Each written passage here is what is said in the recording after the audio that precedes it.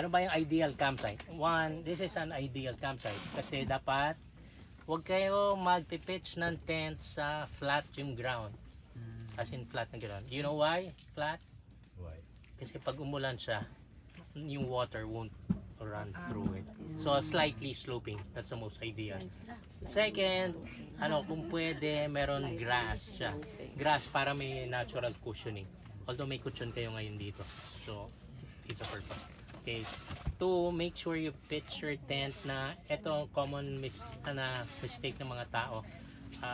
Minsan nagpipitch sila under the tree or sa ant hill. Pag nyo napatungan ng ant hill, mabubutas yung tent and I assure you're not gonna be sleeping at all kasi lalanggamin kayo.